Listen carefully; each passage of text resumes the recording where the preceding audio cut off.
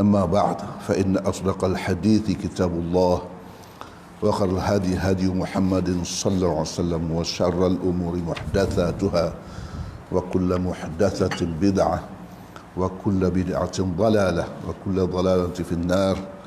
نشهد أن لا إله إلا الله وحده لا شريك له ونشهد أن سيدنا محمدا عبده ورسوله. أصبحنا وأصبح الملك لله والحمد لله لا شريك له لا إله إلا هو النشور. أصبحنا على فطرة الإسلام وكلمة الإخلاص وعلى دين نبينا محمد صلى الله عليه وسلم صلى الله عليه وسلم. أصبحنا على فطرة الإسلام وكلمة الإخلاص وعلى دين نبينا محمد صلى الله عليه وسلم وعلى ملة أبينا إبراهيم حنيفا وما كان من المشركين. Tuan Pengerusi, Timbalan Pengerusi Datuk, para imam, para bilal, tuan-tuan, puan-puan yang rahmat Allah sekalian, Assalamualaikum warahmatullahi ta'ala wabarakatuh. Alhamdulillah, berpagi-pagi kita menghadap Allah Subhanahu wa ta'ala dengan melakukan kefarduan dan melaksanakan tuntutan ke atas kita dengan agama kita dan pemurnian kita kepada ibadah kepada Allah SWT. Dan diharap berpagi-pagi ini akan menceriakan, memudahkan dan memulakan hari kita dengan hari yang baik, dan kita insya-Allah diberi Allah Ta'ala dengan husnul khatimah. Berpagi ini saya nak bawa tajuk yang ringan sajalah, iaitulah berkenaan dengan mereka yang rugi, mereka yang rugi. Saya tengok beberapa tempat dalam Al-Quran tentang orang-orang yang rugi ni, dan banyak tempat diceritakan tentang siapakah orang-orang yang rugi ini. Cuma saya senang dan mudah, dan semua kita tahu surah Al-Asr ini merupakan tentang surah yang menceritakan mereka yang rugi. Jadi saya petik di sini sajalah untuk kerana kita pun dah hafal dan kita boleh tahu, senang kita boleh ingat insya-Allah. Saya pun melihat dalam kitab tafsir Safatul Tafasir oleh Muhammad Ali As-Sabuni rahimahullah. Dia pun almarhum ni, dah baru meninggal lah, 4-5 tahun lepas. Dia pakar tafsir lah, tafsir Ibn Kathir. Sebab tu dia banyak yang mentasahihkan dan mentarjihkan. Dia ulama Saudi. Dan begitu juga petikan-petikan yang saya buat. Semua ni saya ni baca kitab je, tengok kitab je, tolong baca kitab je. Orang Arab kata, orang macam kita ni, al-ilm fi sutur laisa fi sudur. Ilmu ni di sutur, di baris-baris kitab je. Laisa fi sudur, tidak di dalam dada. Jadi saya bacakan saja insya-Allah. A'udzubillahi minasyaitonir rajim. Bismillahirrahmanirrahim. Wal 'asr, demi masa, innal insana lafi khusr, sesungguhnya manusia dalam kerugian, illal ladzina amanu wal salihat, kecuali mereka yang beriman dan beramal saleh, wa tawasaw bil haqq, berwasiat, saling berwasiat dengan kebenaran, wa tawasaw bis sabr, dan saling berwasiat dengan kesabaran. Ayat ini famous lah. Kalau kita nak cepat-cepat, solat pun ini yang kita tenang. InsyaAllah tidak ada apa hal. Wal 'asr, demi masa. Allah Ta'ala bersumpah dengan demi masa. Malik daripada Zaid bin Aslam menceritakan bahawa Al-Asr ini diriwayatkan ia adalah waktu asar, sebagaimana Rasulullah SAW, sebagaimana Allah Ta'ala bersumpah dengan waktu asar ini. Allah Ta'ala telah bersumpah dengan waktu-waktu lain juga. Wal-laili idha yaksha, wal-fajr, wal-lail malam, wal-fajr waktu fajar, dan banyak lagi yang disebutkan, wasyamsi wa duhaha, waktu duha. Jadi Allah Ta'ala menggunakan masa-masa tertentu untuk dijadikan subjek sumpahan ataupun qasam dalam bahasa Arab. Tapi Rahman ulama menyebutkan al-asr ini masa. Zaid bin Aslam menyebutkan masa itu masa waktu asar, kerana waktu asar ini begitu menunjukkan bahawa kita telah terlewat, hari pada nak gelap, jadi tak banyak kita punya masa untuk mengerjakan amal-amal ini. Maka sayugialah kita bersegera untuk beramal, kerana waktu asar ini juga waktu yang istimewa. Di sana ada salatul wusta, itulah salat yang begitu istimewa kepada Allah Subhanahu Wa Taala. Nah, tetapi ramai orang atau ramai ulama menceritakan al-asr ini adalah masa. Memang al-asr dalam bahasa Arab masa, kerana kita ni semua tertakluk pada masa. Makhluk ini, kejadian Allah Ta'ala ini tertakluk pada dua perkara. Kalau kita belajar sifat 20 pun dua. Pertama ialah tempat, yang kedua ialah masa. Tempat, bertempat. Makhluk ni, jisim ini bertempat. Dia ada tempat dia, dalam hati, dalam dada, dalam fikiran, di bawah, di atas. Dan dikatakan 4 jihad. Ialah 4 jihad. Kiri, kanan, depan, belakang, atas, bawah. Itu tempat. Dan masa, kita berada pada satu tempat pada masa tertentu. Dan masa inilah suatu yang Allah Ta'ala tentukan ke atas makhluk ini. Oleh sebab itu dia bersumpah dengan masa. Kita hidup dalam dimensi masa. Apa pun kita pergi, masa merupakan dimensi kita. Jadi banyaklah patah Arab tentang masa ni. Orang putih dia kata masa itu emas, al-waqtu kadzahab, masa itu seperti emas, berharga masa itu. Orang Arab kata pula al-waqtu kasayf, masa itu seperti pedang. Fa in lam taqta'hu yaqta'ka, kalau engkau tak potong dia, dia potong kau. Itu masa.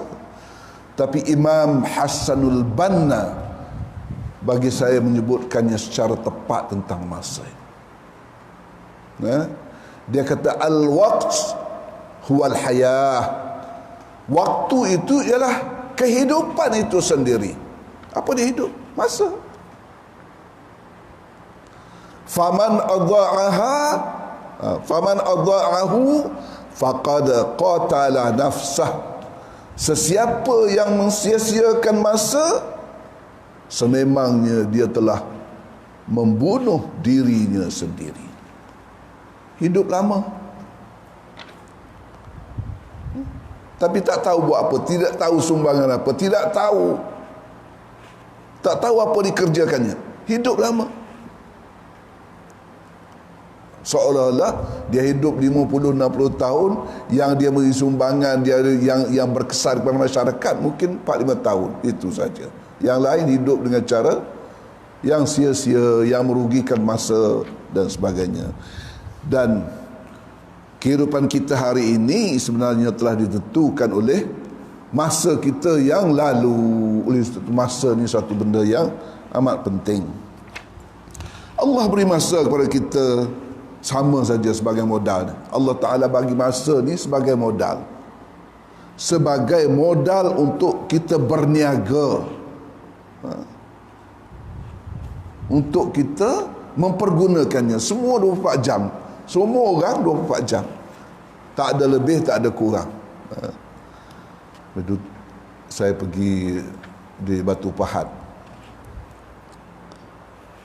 Saya pernah duduk Batu Pahat pun. Di Batu Pahat. Saya duduk saya satu masa jadi profesor pelawat di masa tu Kuito, sekarang ni Universiti Tun Hussein On. Tun Hussein On. Dia punya restoran tu 25 jam. Saya kata, mari di mana 1 jam lagi tu? Restoran 25 jam. Orang semua 24 jam, dia 25 jam. Tak tahu daripada mana. Semua orang saya ingat semua orang dapat 24 jam, dia dapat 25 jam, tak tahu daripada mana. Restoran 25, kedai mamak lah. Kedai mamak.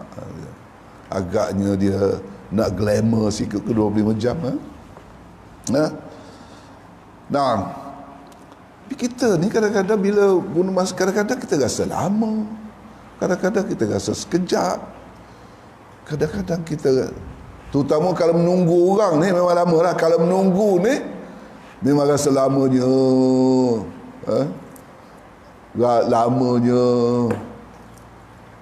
Sekarang ni saya pun pergi ambil ubat hospital, masuk nombor 90, kita dekat nombor 200. Masya Allah, lamanya.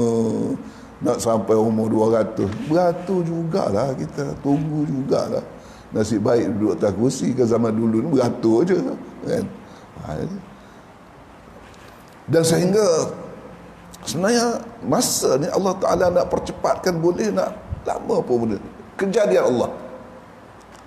Masa saya ada pondok dulu, Tok Guru saya cerita, ada seorang tu minta dengan Tuan Syekh Wali Allah nak pergi Mekah. Nak pergi Mekah, cerita Tok Guru pondok saya, cerita dia minta, anak murid dia minta dengan dia, dia ceritalah, seorang wali Allah didatang oleh muridnya untuk nak pergi Mekah. Ya Syekh, aku nak pergi Mekah, macam mana? Tak ada duit, macam mana? Tak apalah, dia kata, masuk dalam baju aku. Dia pun ditakdirkan masuk dalam jubah dia dan berada di Mekah. Dan mengaji, dia alim di Mekah tu, dan dia berkahwin apa semua. Dan dia rasa nak balik. Dia suruh nama syekh dia masuk dalam keluar daripada baju syekh dia, baju syekh dia, balik tempat dia yang asal, yang dah berpuluh tahun dia tinggal. Dan dia balik ke rumah dia, samalah sebagaimana dia belajar dengan syekh tadi. Mari belajar dengan syekh, balik rumah dia macam biasa. Jadi Allah Ta'ala bagi dalam takdir, Allah Ta'ala bagi masa ke dia panjang, berpuluh tahun. Dan orang yang duduk di tempat asalnya tu masih lagi berada dalam majlis ilmu dia. Allah Ta'ala nak bagi dalam kisah ini. Masya Allah. Dan oleh sebab itu Rasulullah SAW menyebutkan, siapa yang menyamakan 2 harinya, maka dia tertipu. Kita ni guna masa, nak buat ni tak apa, besok pun tak apa, lusa pun tak apa. Kalau kita menyamakan 2 hari, tidak nak kita kejar masa, maka Rasulullah kata maghbunun, tertipu. Man sawwa yauma fahuwa maghbun. Sesiapa yang menyamakan 2 harinya, sesungguhnya dia telah tertipu, dia telah terpedaya. Dan Rasulullah SAW menyebutkan dalam satu hadis yang lain yang diriwayatkan oleh Ibn Abbas radhiyallahu anhuma, dalam Al-Bukhari disebutkan, ni'matan, 2 jenis nikmat, maghbunun fihima katsirun minan nas, terpedaya ramai di kalangan manusia dengan 2 nikmat ini. Terpedaya dia, as-sihhat wal faragh. As-sihhah, kesihatan, dan al-faragh, dan waktu lapang. 2 benda ni kita overlook. Orang putih kata overlook. Sentiasa kita rasa sihat, kita overlook. Tak terasa bahawa kita ni sihat. Bila tengok sakit, bila dah datang sakit, barulah kita rasa betapa nikmatnya orang sihat, boleh buat macam-macam. Bila dah sibuk, baru rasa nikmatnya. Oh, dulu masa lega, dulu masa muda dulu kita tak buat pun, barulah kita terasa sebenarnya kita maghbunun. Ni'matan maghbunun fihima kathirun minan nas as-sihhat wal faragh. Nah, itulah nikmat Allah Ta'ala, masa yang diberikan kepada kita sebagai modal. Janganlah kita terpedaya dengan kelapangan kita, dan kesihatan kita insya-Allah kita pergunakan sebaik mungkin. Tuan-tuan pemirsa insya-Allah sekalian, wal 'asr, demi masa, sesungguhnya manusia itu dalam kerugian, kecualilah orang yang beramal, orang yang ada dengan 4 sifat ini. Pertama, beriman. Yang kedua, amal soleh. Yang ketiga, berwasiat dengan kebenaran. Yang keempat, berwasiat dengan kesabaran. Asy-Syafi'i menyebutkan betapa surah ini begitu komplit, begitu lengkap, menceritakan tentang asas agama dan agama. Sehingga dia menyebutkan bahawa lau ma unzilat illa hadhihi surah lakafathum atau lakafat alaihim. Lau ma unzilat illa hadhihi surah, kalaulah tidak diturunkan surah kecuali surah ini saja pun,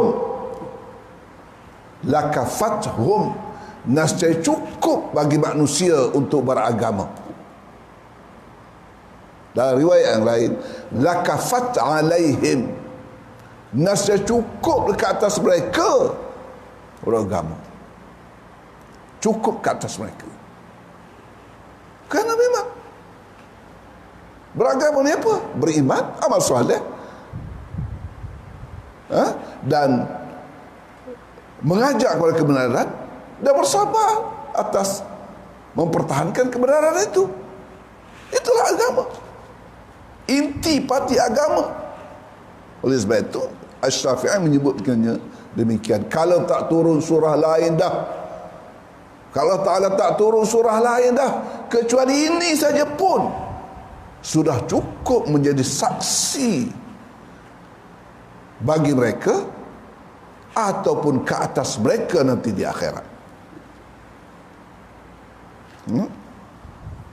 Nah, Ibnu Katsir menyebutkan bahawa sebagaimana orang-orang yang terselamat daripada khusran, daripada kerugian ini 4 sifat jugalah orang yang rugi ini. Orang rugi ini 4 sifat. Sungguhnya dalam kerugian ada 4 golongan yang akan rugi di akhirat kelak. Rugi-rugi ni kita tak tahu masa kita hidup ni. Rugi ni macam kita niaga juga. Masa kita jual goreng pisang, kita jual goreng pisang, tengah duk berjual tu kita tak tahu, ambil duit bagi, ambil duit yang tu kita pun bagi subsidi RM2.50 RM2 sudahlah bayar, dan sebagainya. Kita tak tahu, kecuali bila kita tutup akaun, bila lipat-lipat meja masuk van, piuk belanga semua, apa semua, balik rumah kira duit, oh rugi rupanya, baru kita tahu rugi. Begitulah juga kehidupan kita dalam dunia. Sayyidina Ali karamallahu wajhah menyebutkan, an-nas niyamun wa idza matu intabahu. Manusia ni semuanya lena belaka, tak tahu apa, mabuk semua, niam, tidur masa kehidupan. Wa idza matu, apabila mereka mati, intabahu, barulah mereka sedar. Di situlah sebenarnya amalan. Oleh sebab tu ulama menyebutkan semua orang di akhirat masuk menyesal. Semua akan menyesal di akhirat besok. Kita pun semua akan menyesal di akhirat besok. Pasal apa? Pasal banyak peluang telah lepas. Dan disebutkan orang menyesal ini termasuklah orang-orang yang abid, orang yang beramal. Orang beramal pun menyesal juga. Orang yang tak beramal, orang yang su'ul khatimah ni memang dah menyesal. Orang yang beramal pun akan menyesal. Kerana apa? Kerana Masya Allah banyaknya terlepas peluang aku ni. Dalam beramal, dulu sepatutnya aku beramal dengan cara lebih baik, aku sepatutnya lebih ikhlas, aku sepatutnya lebih berhati-hati dan sebagainya. Menyesal. Satu kali Rasulullah SAW sahabat dia nak meninggal, Rasulullah SAW pangku dia dan berdoa kepada Allah Ta'ala kerana orang nak meninggal. Lalu orang ni menyebutkan, kalaulah banyak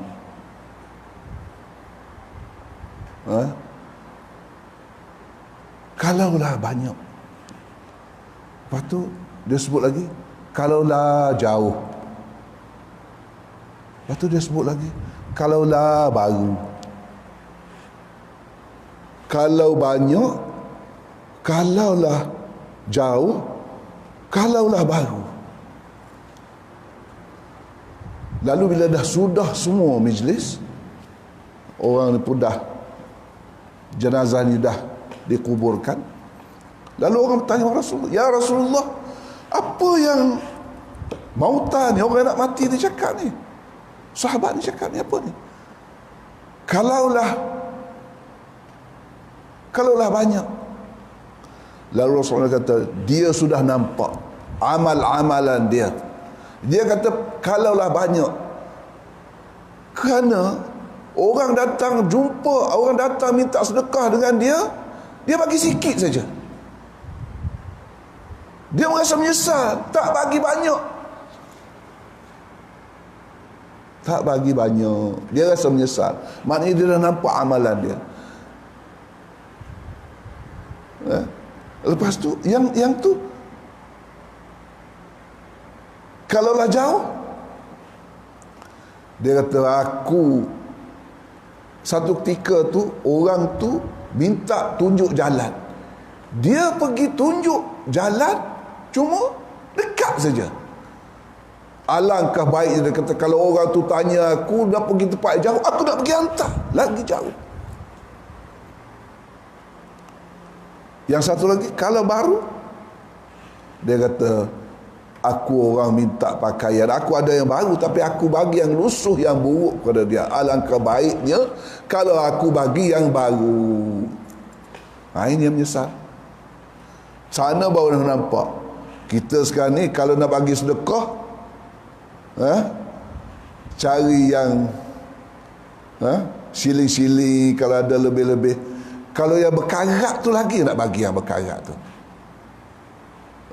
Buka dompet, duit besar tak boleh bagi, tak boleh bersedekah lagi ni, semua duit besar tak boleh sedekah. Jadi kita besok kita akan nampak, oh kalau ada duit besar, kalau bagi yang besar. Begitu juga kalau minta sedekah, bagi yang lusuh-lusuh, bagi yang orang minta sumbangan untuk beri yang banjir baru ni kan, carilah kain yang kita nak pakai yang buruk-buruk tu, bagi, dah jadi sampah, menyusah pula dia orang nak buang. Depan kita ni ada depan sikit pada kubur kita tu ada satu tong tu semua untuk derma, untuk donation lah dia kata. Maknanya kita bagi yang kita nak derma, kita bagi dalam tu lah. Bukan dia tahu yang derma, dia tengok sampah dekat situ. Sekarang ni dah angkut tong tu, sampah aja, bagi sampah aja, bukan bagi yang nak derma. Kain baju yang balik baik nak derma, tak. Tahu sampah, tahu benda-benda yang so itulah. Besok semuanya akan menyesal. Sekarang Akhirat ni cerita-cerita je. Dia kita rasa realitinya ialah dunia. Besok di akhirat besok, dunia ni jadi cerita, yang realitinya di akhirat. Di akhirat. Dan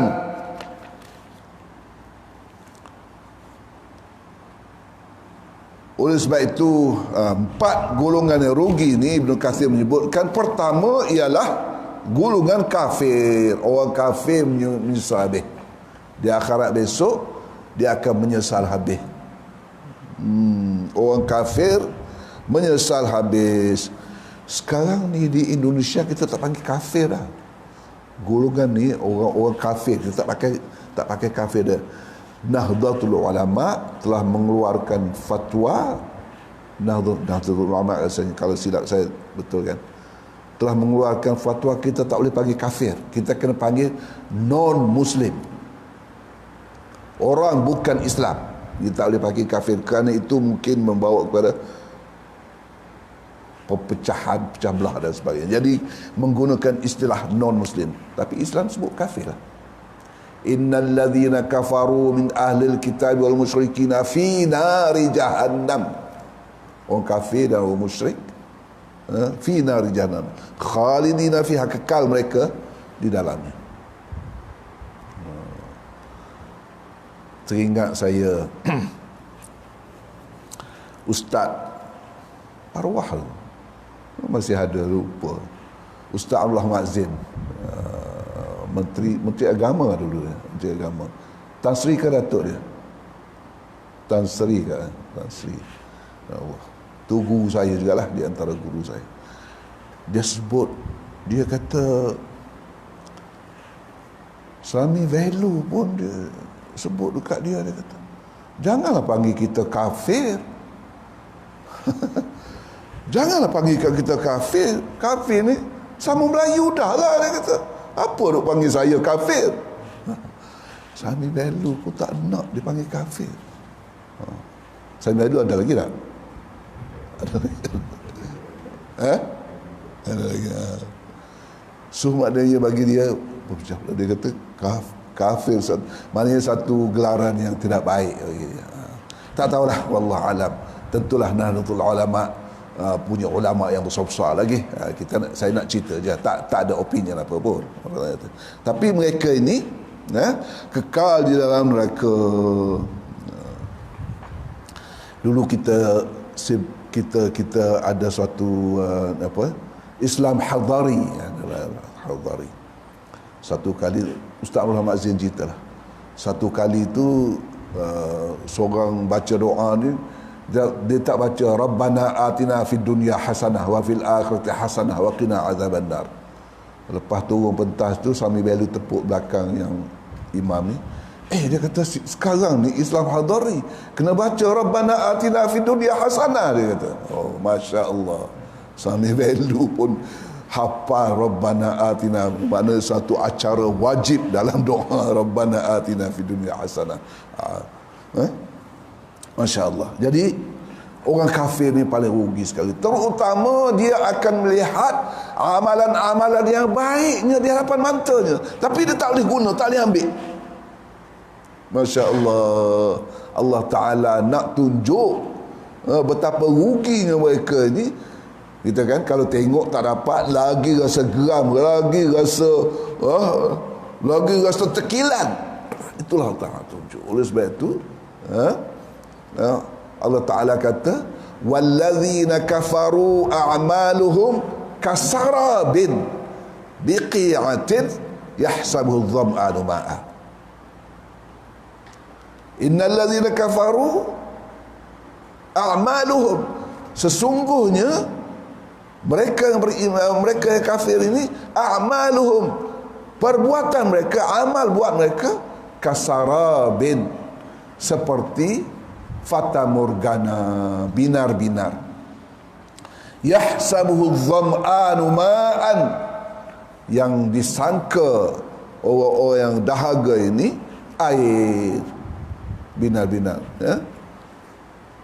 Sekarang ni pun kalau kita drive ke highway kan, kita rasa ada macam air atas jalan tu. Itulah di padang pasir lagi lah.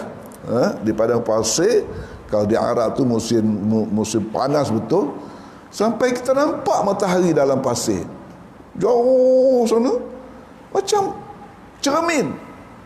Mungkin kita sendiri tak sempat nak sampai nampak macam tu, tapi di Arab, di padang pasir, kalau siapa experience di Mesir tu, kalau pergi memang nampak matahari di atas bumi, atas pasir, ada satu matahari lagi, mana betul-betul reflection. Itu kalau musim betul-betul yang clear, panas tu lah. Itulah. Ada seorang ustaz ni, dia sebut, dia kata orang kafir pun amal dia amal soleh juga. Amal soleh juga, dia kata.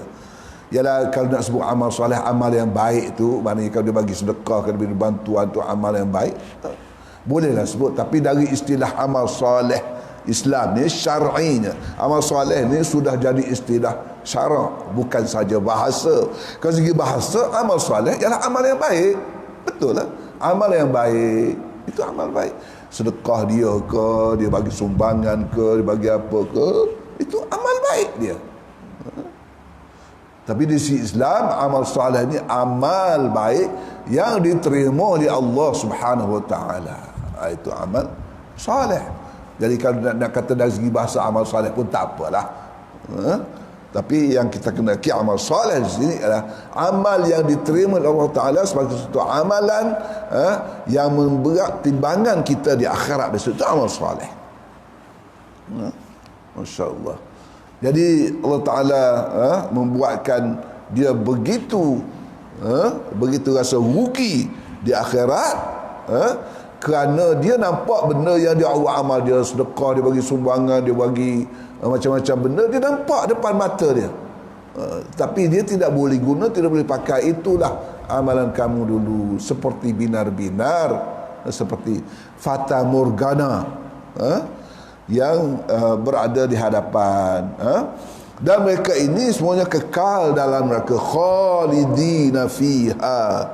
Dengan hikmah Allah, mereka ini kekal dalam neraka.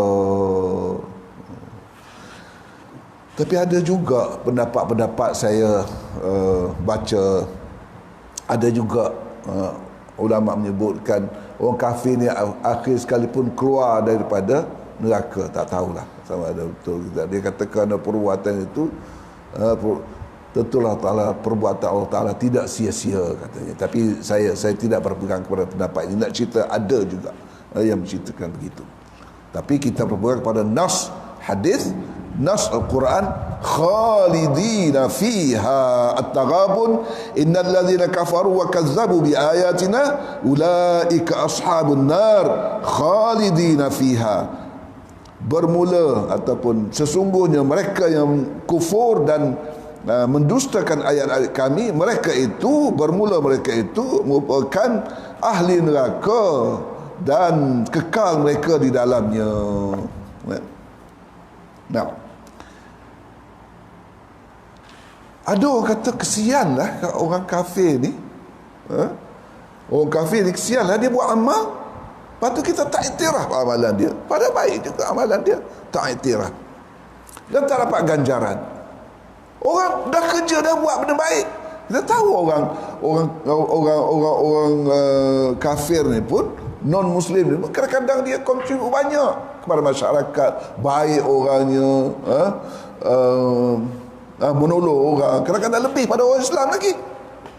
Tapi mereka tidak dapat balas terhadap akhirat. Kesiannya mereka. Umpamanya beginilah, kita bagi tak upah kepada orang yang orang tak kenal pun datang buat kerja. Ustaz saya, Ustaz Zainal Abidin, dia jadi pengetua Singapura, Sekolah Agama Singapura,